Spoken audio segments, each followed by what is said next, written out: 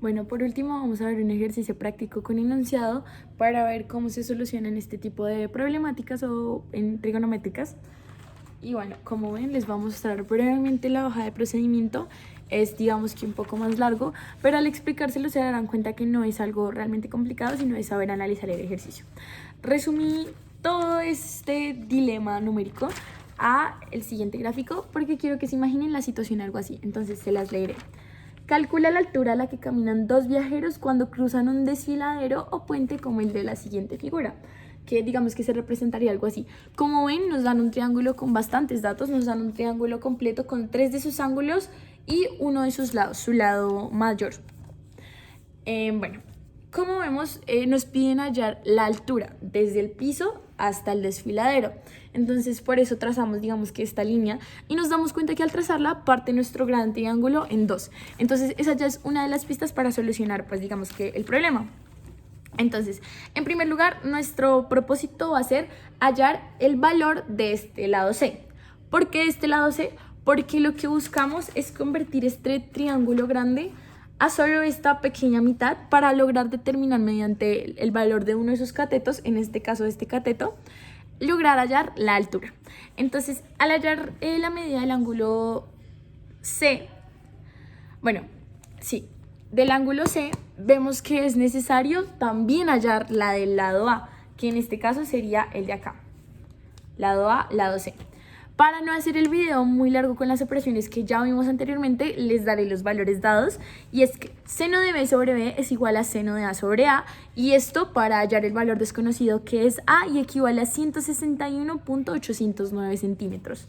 Entonces vamos a anotar acá el decimal simplificado, 161.8.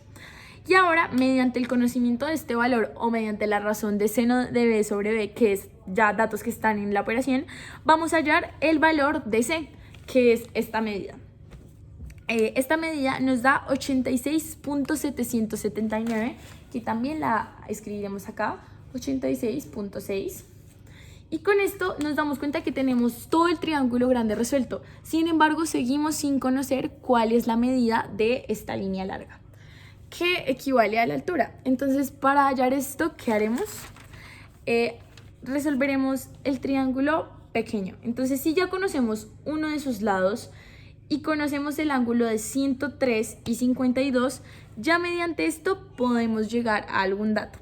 Entonces, la proporcionalidad que usaremos en este caso es seno de C sobre C es igual a seno de A sobre A.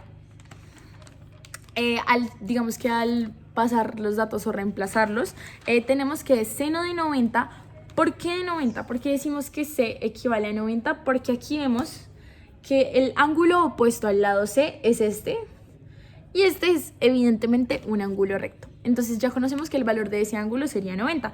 Entonces, digamos que al reemplazar los datos nos quedaría seno de 90 sobre 86.7, que es la medida de C que hallamos, es igual a seno de 52 sobre A, siendo A el dato desconocido y el dato que necesitamos hallar, como vemos, es el lado opuesto al ángulo de 52. Y equivaldría a la altura que hay del puente al piso. Entonces, la operación sería seno de 52 multiplicado por 86.7 dividido seno de 90.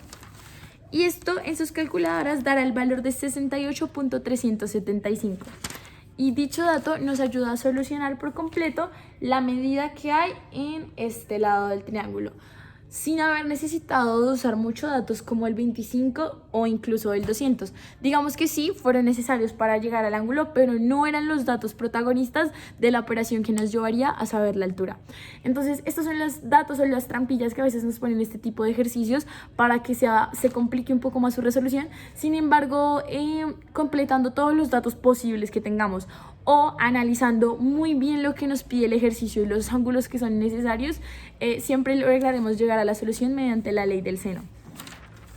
Entonces, pues eso ha sido todo. Ya completamos 3 de los 9 ejercicios de nuestra actividad. Los otros pues se encuentran de manera escrita en el archivo adjunto.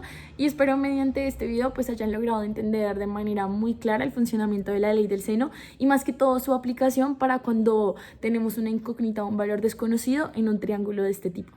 Muchas gracias por su atención y espero pues todo haya sido de su comprensión.